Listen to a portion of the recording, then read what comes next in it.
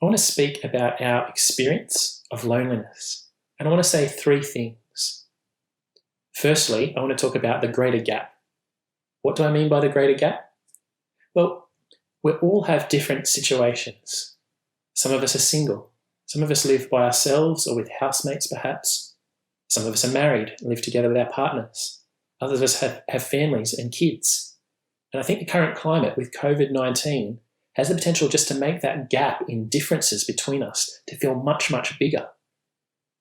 I think that those who are single and really hungry for connectedness with others are likely to be feeling that intensely, while others of us have families and we're perhaps less sensitive than normal because things at home may feel chaotic or particularly intense. And so that gap just gets wider.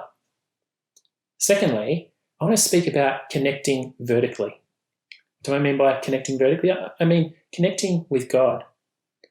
If you have a look at the resource that I've developed for working through experiences of loneliness, you see that we meet Hagar from the book of Genesis, this slave woman who is unwanted, unloved, and alone. And yet God comes to her and speaks to her. He says that he sees her misery. And she responds by saying, "You are the God who sees me." And just like Hagar, God knows precisely what you're experiencing right now. He's the God who sees you. So you can speak to him about whatever's weighing heavily on your heart. I encourage you to connect with him. Thirdly, I want to speak about connecting horizontally, connecting with other people, that is. I've been thinking about this a bit lately, but perhaps you're part of a church community and you're participating in your Bible study group online via video call.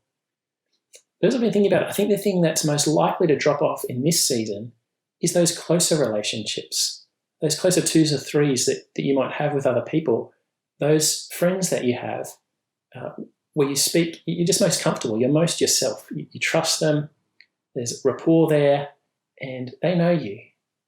And I think we really need to invest in those relationships at the moment because they're going to be more important than ever. I think it's really important that each of us have perhaps at least one or two, maybe three people in our life whom we have redemptive friendships with.